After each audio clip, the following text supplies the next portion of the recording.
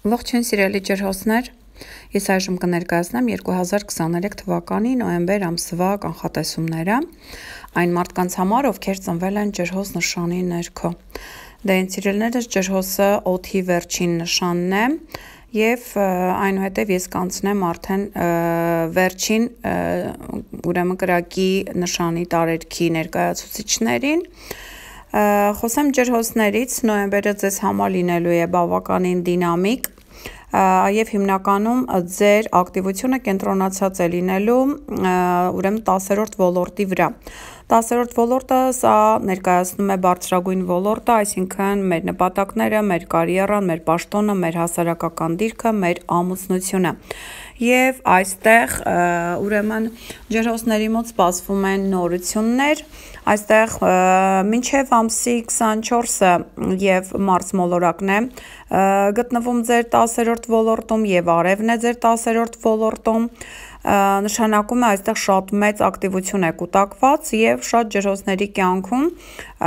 նշածս ուղղություններով միգուցե ամուսնության կամ ամուսնալուծության, միգուցե հասարակական դիրքի, հեղինակության կամ կարիերայի պաշտոնի հետ կապված որոշակի ակտիվություն եւ փոփոխություններ պետք է լինեն։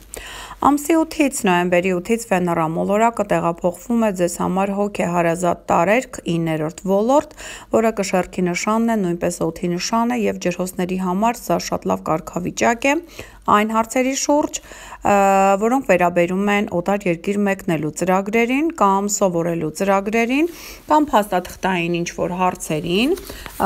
նաեւ այստեղ դատական հարցերին։ Ուրեմն տեսեք, Վեներան 9-րդ ոլորտում բերելու է ձեզ հնարավորություն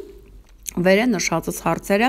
շատ հաջող կերպով լուծելու։ Նաև հնարավոր է ամսի 8-ից հետո ծանոթանաք ինչ-որ օտար երկրացու հետ, որի հետ հնարավոր է սիրավեպ սկսվի։ Ամսի 11-ին ունենք շատ լարված օր, ունենք այս օրը Մարս-Ուրան ընդդիմությունը, սիրելի ջրհոսներ, այստեղ մեծ բախումներ են սպասվում հատկապես տան անդամների կամ ղեկավարության հետ կապված, որովհետև այստեղ շատ վատ անակնկալ լուր եք լսելու, որից հայտնվելու եք այդպիսի քաոսային իրավիճակի մեջ, եւ այդ լուրը կարող է կապված լինել կամ ձեր տան անդամների հետ, կամ անշարժ գույքի հետ, կամ միգուցե ձեր աշխատավայրում ձեր գործընկերների ղեկավարության կամ միգուցե ձեր պաշտոնի հետ կապված, այնպես որ ամսի 11-ին փորձեք ավելի զուսպ լինել ձեր արտահայտվելու մեջ, որովհետև այստեղ կարող է այն թեժանալ եւ մեծ կոնֆլիկտի վերածվել։ Ամսի 13-ին ունենք նորալուսին, որը տեղի ունենում ձեզ համար շատ կարևոր 10-րդ ոլորտում։ Սիրելի ջրհոսներ, ամսի 13-ից հետո առաջիկա 28 օրվա ընթացքում նորություններ են սպասվում ձեզ համար այս ոլորտում։ Տեսեք, ուրեմն կարող է այստեղ երեխա ծնվել, ձեր կարգավիճակը փոխվել, ասենք ծնող եք դառնում, կամ տանը թոռնիկ ծնվել եւ դուք տատիկ պապիկ եք դառնում, կամ այստեղ ամուսնություն կարող է գրանցվել, կամ ամուսնալուծություն կարող է գրանցվել, ինչու՞ չէ ամսի 13-ից հետո նաեւ հնարավոր է, որ դուք տեղափոխվեք, ենթադրենք շատ ավելի շքեղ բնակարանում ապրելու, որովհետեւ այստեղ կարգավիճակի փոփոխություն կա, հնարավոր է նաեւ անշարժ գույքի գնում, նաև այստեղ հնարավոր է պաշտոնի բարձրացում։ Ամսի 18-ին Արևը եւ Մարսը միանում են ձեր 10-րդ ոլորտում։ Սիրելիներս, Արևը եւ Մարսը այնքան էլ հաճախակի չեն միանում, որովհետեւ Մարսը սովորաբար մեկ նշանի տակ ավելի երկար է մնում, քան Արևը, եւ այս միությունը արդեն կտա ձեզ տրամադրություն առաջիկա 2 տարիների համար, նշանակում է ամսի 18-ին Արևի Մարսի միությունը, որը եւ էներգիան եւ ցանկությունները միավորում է մեկ դաշտում, մեկ ոլորտում, սա ձեր 10-րդ ոլորտն է, այստեղ կարող է բերել ձեզ մի շարք փոփոխություններ կապված կրկին ձեր աշխատանքի, կարիերայի պաշտոնի հետ, եւ այն արդի է լինելու ձեզ համար առաջիկա 2 տարիների ընթացքում։ Ամսի 20-ից 22-ը շատ հաջող օրեր են, որովհետև այս օրերին ունենք Արև Մարս սեքստիլը Պլուտոնի հետ, որը գտնվում է ձեր 12-րդ ոլորտում։ Իդեպ Պլուտոնը արդեն հունվար ամսից վերջնական կտեղափոխվի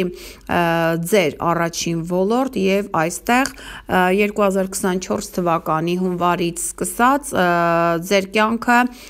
ամբողջովին պետք է փոխվի, որովհետև Պլուտոնը համարվում է տրանսֆորմացիա ինֆլյացիայի մոլորակ եւ այստեղ այն առաջին ոլորտում ձեզ ամբողջովին փոխելու է։ Ամսի 20-ից 22-ը այս սեքստիլը ձեզ համար կարող է բացել նոր հնարավորություններ օտար երկրներ մեկնելու համար, ֆինանսական մեծ գործունեություն ծավալելու համար, նոր հովանավորներ գտնելու համար,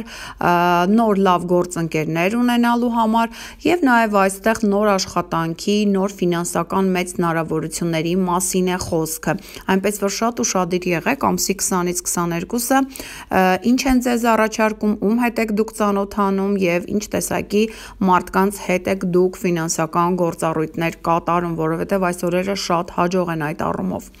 Ամսի 24-ից արդեն մարս մոլորակը տեղափոխվում է 11-րդ ոլորտ։ Սիրելի ջրհոսներ, մինչև ամսի 24-ը ակտիվությունը տեսակ կենտրոնացած է 10-րդ ոլորտի վրա։ Սակայն 24-ից հետո արդեն եւ արևն է 11-րդ ոլորտում եւ մարսն է 11-րդ ոլորտում եւ նշանակում է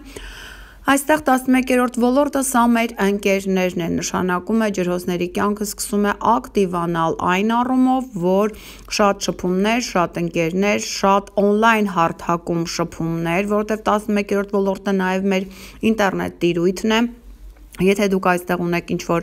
բիզնես կամ գովազդային հարթակ, ուրեմն այստեղ շատ մեծ ակտիվություն է կուտակվում։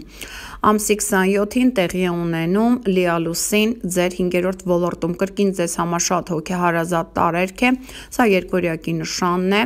եւ այս լիալուսինը շատ ջրհոսների համար կարող է լինել ճակատագրական, դրական առումով։ Ինչու, որովհետեւ այստեղ շատ լավ ասպեկտացիա կա ձեր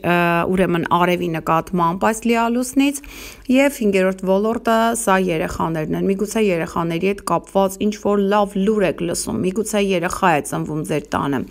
Միգուցե ձեր երեխան մեծ հաջողությունների է հասնում, դուք դրանով հպարտանում եք։ Կամ միգուցե այստեղ 5-րդ ոլորտը սիրահարվածության զգացումն է, ամսի 27-ի լիալուսնով ձեր կյանք է ներխուժում մի մարդ, որին խենթի պես սիրահարվում եք։ 5-րդ ոլորտը նաեւ հանգիստն է, մեր հանգիստն է։ Այս լիալուսինը կարող է ուրեմն վերջակետ դնել մեր հանգստյան օրերին եւ նշանակում է ամսի 27-ից հետո արդեն ջրհոսները սկսելու են ամբողջական աշխատանքային գրաֆիկի անցնել։ Դե ինձ սիրելիներս այսքանը նոյեմբեր ամսվա համար, կհանդիպենք հաջորդ հոլովակում։ Առայժմ